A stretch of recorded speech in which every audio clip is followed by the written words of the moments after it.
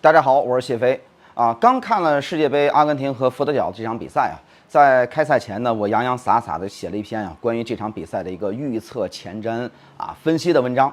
我認為這場比賽是絕對意義上的一邊倒的比賽啊，是一場在佛得角自己的防守半場當中進行的攻防演練的這麼一場比賽。那這場比賽呢，佛得角的門將一定會經受住足夠的考驗，因為呢，以梅西為首的這個阿根廷的進攻群將對他發起這種潮水般的進攻，而一次又一次的進攻，那唯一的懸念是什麼呢？那第一個是第幾分鐘丟第一個球，那麼第二個呢，就是一旦丟球之後，他勢必反撲出來，那後防就留有更多的空間，阿根廷就會進更多的球。那麼第二個懸念就是阿根廷最終將進幾個球，他就會選擇鳴金收兵，就不再踢了呢？因為他接下來需要蓄力把主力換下去吧，為下一場淘汰賽來做準備。我認為這場比賽應該是一場兵不血刃的，場上簡單出出汗、熱熱身就拿下來的。所以說呢，世界杯的魅力就在這兒。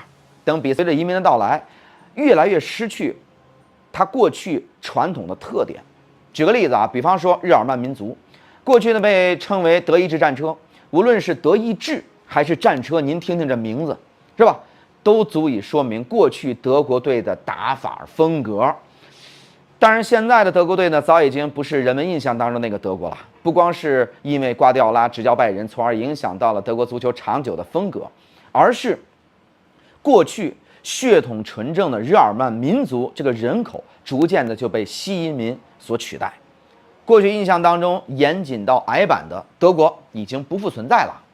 咱們看看現在德國的國內這個火車的晚點率，它就越來越高，這在過去都是不可想象的。移民的加入確實呢充實了足球人口的儲備以及多樣性，但是多種風格的融合也越來越失去了德國隊原本的風格和它的意志品質，就是它這個精神內核。佛得角現象真是值得好好研究。本土的常住人口僅54萬左右，那本土聯賽水平極低。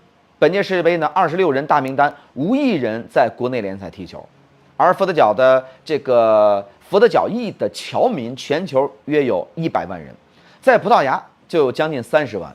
這次大名單裡邊有20人效力於葡萄牙的各級別聯賽，這是典型的借雞生蛋的足球模式。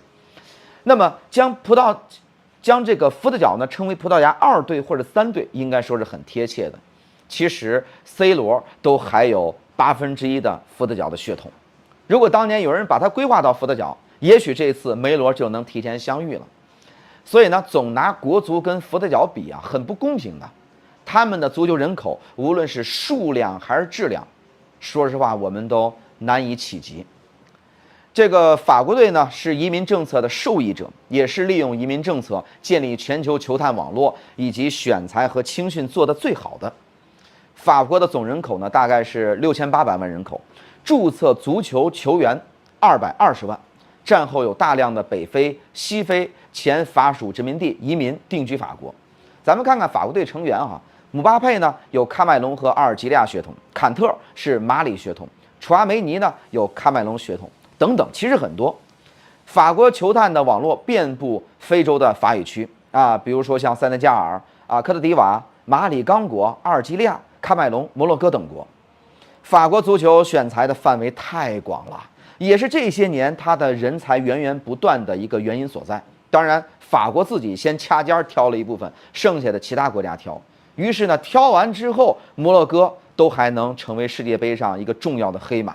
因為它當中有好多其實都是法國給他培養的人才。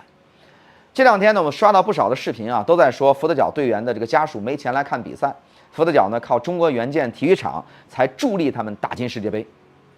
結果呢，在7月3號學習時報呢刊發了李小雨署名文章，佛得角何以步入中高收入國家行列。這個文章稱這個人口約54萬的西非島國，2008年呢被聯合國列為中等收入国家，2025年被世界銀行列為中高收入國家。我就专门查了一下，佛得角的人均 GNI 为4636至14375美元之間。GNI 呢是指人均总收入，就包含了居民的海外收入，因为佛得角呢是这個僑匯大國，而 GDP 呢只計算國內收入。